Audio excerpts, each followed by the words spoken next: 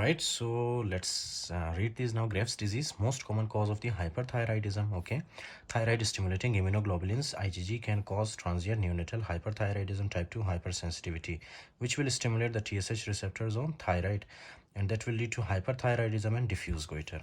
सबसे पहले तो ये क्या है कि आपका जो ये है ना, ये क्या होता है, इसका साइज इंक्रीज होता है. क्यों इंक्रीज होता है? क्योंकि इसमें जो है क्यूबॉइडल एपिथेलियम को जब आप कन्वर्ट करते हो कोलमनर सेल्स में, राइट, और ओवर प्रोलिफरेट जब ये करता है तो ऑब्वियसली ये क्या है कि इसका साइज इंक्रीज होता है, राइट, क्योंकि ये प्रोलिफरेशन होती है इसमें थायराइड ग्लैंड में, राइट.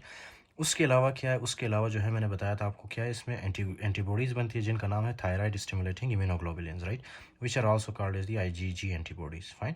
अब ये जो आईजीजी एंटीबॉडीज़ है ये क्या करते हैं जाके, या मतलब यहाँ पे देख दो, यहाँ पे जाके फॉर एग्जांपल टीएसएच के रिसेप्टर्स के साथ बाइंड करते हैं और थायराइड फॉलिकल को स्टिमुलेट करके क्या करते हैं, T3 T4 के लेवल को बढ़ाते हैं बॉडी के अंदर. So there will be diffuse goiter and hyperthyroidism. Next is dermal fibroblast यानी कि प्रीटिबियल मिक्स एडेमा. मैंने आपको बताया ना कि ये जो एंटीबॉडीज़ है this will also act on the pretibial fibroblast, यानी कि यहाँ पे जो फाइब्रोब्लास्ट होते हैं ना उनके ऊपर भी एक्ट करता है. अब फाइब्रोब्लास्ट के ऊपर जब एक्ट करता है, फाइब्रोब्लास्ट क्या रिलीज़ करता है जब फाइब्रोब्लास्ट को आप स्टिमुलेट करते हो, फाइब्रोब्लास्ट, ओके, ये फाइब्रोब्लास्ट जब आप इसको स्टिमुलेट करते हो, दिस फाइब्रोब्लास्ट विल रिलीज ग्लाइकोज अमीनोग्लाइकन या मतलब प्रोटीन्स, हाइलोरेनिक एसिड वगैरह, राइट. तो अब ये जो ग्लाइकोज अमीनोग्लाइकन्स है इसके ऊपर कौन सा चार्ज होता है, नेगेटिव चार्ज. और ये नेगेटिव चार्ज क्या करता है, सोडियम और वाटर को अपनी तरफ पुल करता है. ओके, सोडियम और वाटर को अपनी तरफ पुल करता है. एज अ रिजल्ट क्या होगा यहाँ पे जो है एक तो ग्लाइकोज अमीनोग्लाइकन्स की कॉन्सेंट्रेशन ज़्यादा होगी, उसके अलावा वाटर की कॉन्सेंट्रेशन ज़्यादा होगी. तो क्या होगा, एक इनका जो नी है इनमें क्या होगा, एडेमा होगा, एडेमा डेवलप होगा.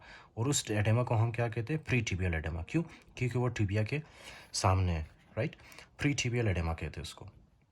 एंड ऑर्बिटल फाइब्रोब्लास्ट, ग्रेव्स ऑर्बिटोपैथी, इसको क्या कहते हैं, यही एंटीबॉडीज़ जाके आपके फॉर एग्जांपल ऑर्बिटल कैविटी जो है ना, पेशेंट का ऑर्बिटल कैविटी, उसकी आंखें जो मतलब उसकी आंखें जो है, आंखों के पीछे जो फाइब्रोब्लास्ट है, उसके अलावा जो है मतलब बाकी जो सब क्यूटेनियस टिश्यू है, राइट, उनके साथ जाके ये एंटीबॉडीज़ एक्ट करता है और that will lead to production of the glycosaminoglycans. और ये ग्लाइकोज अमीनोग्लाइकन्स जिस तरह यहाँ पे वाटर को पुल कर रहे थे, यहाँ पे भी ये वाटर को स्टिमुलेट या मतलब पुल करते हैं अपनी तरफ, जिसकी वजह से यहाँ पे एडेमा डेवलप होगा, इन्फ्लेमेशन होगा. और ये एडेमा और इन्फ्लेमेशन क्या करता है, आइस को फॉरवर्ड पुश करता है, राइट. और उस कंडीशन को हम क्या कहते हैं, exophthalmos. You can see here, right, these patients eyes. अच्छा, उसके बाद है इसको आप किस चीज़ के साथ ट्रीट करते हो, ट्रीटेड विथ ग्लूकोकोर्टिकोइड्स, राइट. तो इसमें आप ग्लूकोकोर्टिकोइड्स देते हैं. उसके अलावा है एक्टिवेशन ऑफ टी सेल्स. अच्छा, ये मैं आपको ऑलरेडी बता चुका हूँ, राइट, कि इसमें होता कि activation of T cells, lymphocytic infiltration of the retro orbital space. ये जो आपका रेट्रो ऑर्बिटल स्पेस है इसमें क्या है कि टी सेल्स की इन्फिल्ट्रेशन होती है. Increase cytokines, example tumour necrotic factor alpha and interferon gamma. तो यहाँ पे जब टी सेल्स आते हैं तो जाहिर सी बात है टी सेल्स जब स्टिमुलेट होते हैं, राइट, तो they will release cytokines like tumor necrotic factor alpha and interferon gamma. Increase fibroblast secretion of hydrophilic ग्लाइकोजामिनोग्लाइकन्स. यहाँ पे क्या है कि मैंने आपको बताया था कि फाइब्रोब्लास्ट को स्टिमुलेट करते हैं एंटीबॉडीज़, जिसकी वजह से ग्लाइकोजामिनोग्लाइकन्स प्रोड्यूस होता है. और ग्लाइकोजामिनोग्लाइकन्स क्या करता है, वाटर को पुल करता है, राइट. तो increase osmotic muscle swelling, muscle inflammation and adipocyte count which will lead to exophthalmos. Okay, exophthalmos होता है उसमें. उसके अलावा है ऑफन प्रेजेंट्स ड्यूरिंग स्ट्रेस, यानी प्रेगनेंसी के दौरान ये जो है हो सकता है. Associated with HLA-DR3 and HLA-B8 gene, HLA-DR3 and HLA-B8. Okay, so ये एक एसोसिएशन है इसकी, आपको याद रखना है ये. Okay, HLA-DR3 and HLA-B8, right. This is very important, you have to remember this. ये क्या, ह्यूमन ल्यूकोसाइट एंटीजेंस है. ओके, ह्यूमन ल्यूकोसाइट एंटीजेंस है जो कि पॉजिटिव होता है कुछ लोगों में. हिस्टोलॉजी में आप क्या देखते हो, toll crowded follicular epithelial cells, right, that will be scalloped colloid. ये जो चीज़ें हैं ये आपने याद रखना है कि हिस्टोलॉजी जब आप करते हो, राइट, हिस्टोलॉजी जब आप करते हो तो हिस्टोलॉजी में आपको थायराइड ग्लैंड कैसे दिखता है, एक तो टॉल, दूसरा है क्राउडेड फॉलिक्यूलर एपिथेलियल सेल्स और scalloped colloid, right. So this is what you see. The next is obviously the toxic multinodular goiter, right. Toxic multinodular goiter में क्या है, focal patches of hyperfunctioning follicular cells distended with colloid working independently of TSH due to TSH receptor mutation in 60% of the cases. Listen, ये आपके पास होते हैं क्या, thyroid follicle के ऊपर क्या पड़े होते हैं, TSH के रिसेप्टर्स। TSH रिसेप्टर्स की जब म्यूटेशन होती है तो ये जो TSH रिसेप्टर्स है ये मुसलसल आपके थायराइड फॉलिकल को स्टिमुलेट करते जाते हैं, जिसकी वजह से थायराइड ग्लैंड से क्या रिलीज़ होता है, T3T4। और ये जब लॉन्ग टर्म के लिए होता है तो T3T4 का लेवल जब ज़्यादा होता है that will lead to hyperthyroidism. Increase release of T3 and T4। Hot nodules का मतलब पता है क्या है कि ये जो आपके पास है, एक होता है हॉट और दूसरा होता है कोल्ड नोड्यूल।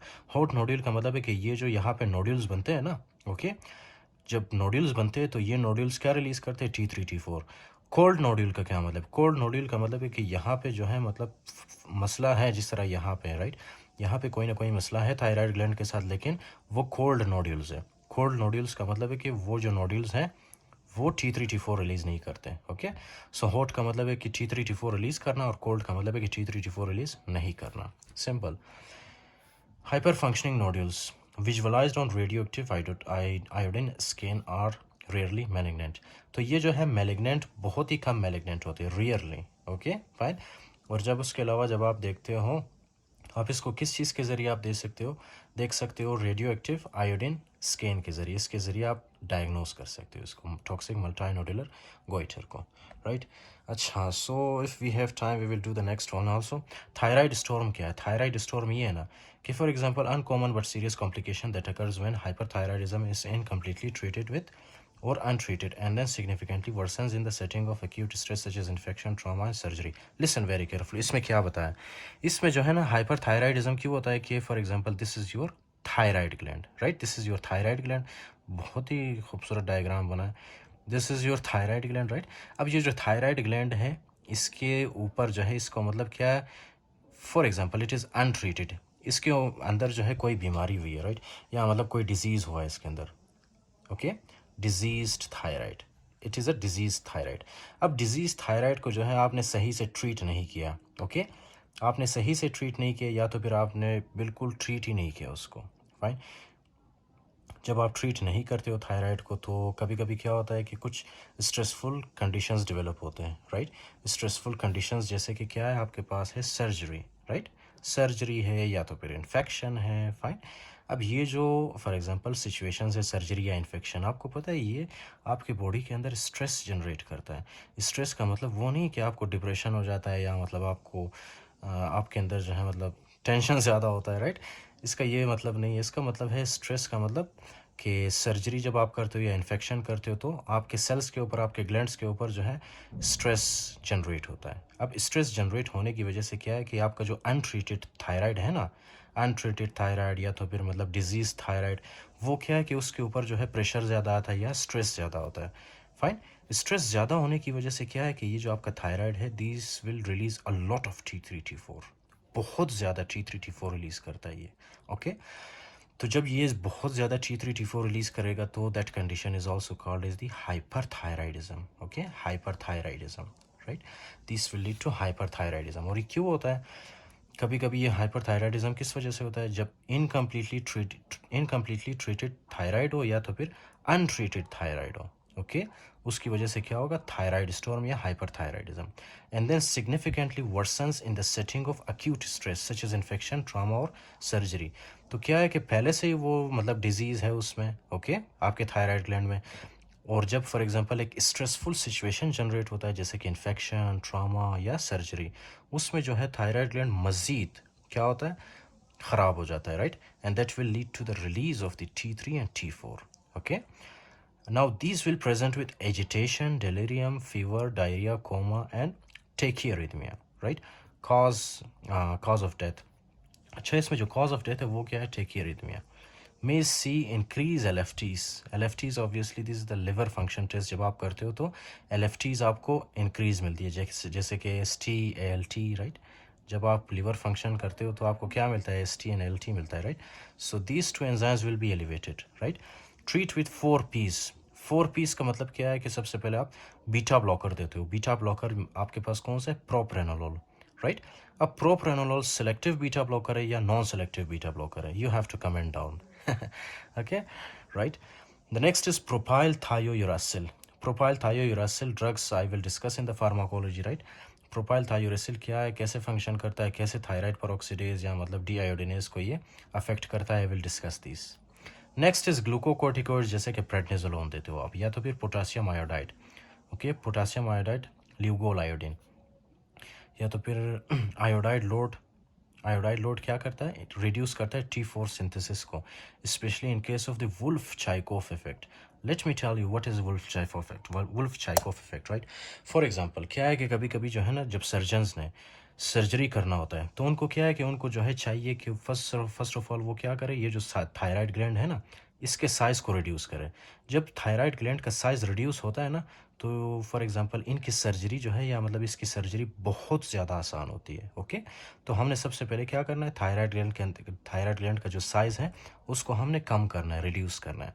कैसे करते हो वो, हम सिंपली क्या देते हैं, पेशेंट को जो है पोटासियम आयोडाइड देते हैं, potassium iodide, KI, potassium iodide. अब ये जो पोटासियम आयोडाइड आप देती हो ना, इसकी कॉन्सेंट्रेशन बहुत ज़्यादा होती है, ओके। पोटासियम आयोडाइड की कॉन्सेंट्रेशन बहुत ज़्यादा होती है, जिसकी वजह से क्या है कि आपका जो थायराइड ग्लैंड है ना, ये पैराडॉक्सिकली शट डाउन हो जाता है, ओके। शट डाउन होता है और इसकी एट्रोफी होती है और ये मज़ीद T3 T4 रिलीज़ नहीं कर पाता, फाइन। नॉर्मली क्या है कि जब आप आयोडीन देते हो थायराइड ग्लैंड को, तो आयोडीन क्या करता है, T3 T4 के लेवल को इंक्रीज़ करता है। लेकिन वुल्फ चाइकोफ इफेक्ट एक ऐसा कंडीशन है जिसमें आप पोटेशियम आयोडाइड जब देते हो ना थायराइड ग्लैंड को, तो ये क्या करता है, जब आप बहुत ज़्यादा आयोडीन देते हो आप फॉर एग्जांपल थायराइड ग्लैंड को, तो ये शट डाउन हो जाता है, जिसकी वजह से T3 T4 की कॉन्सेंट्रेशन कम होती है बॉडी के अंदर, फाइन। इस तरह से भी आप हाइपर थायराइडिज्म को ट्रीट कर सकते हो, थायराइड स्टॉर्म को स्पेशली। तो आपने किसके साथ याद रखना है, 4 P's के साथ।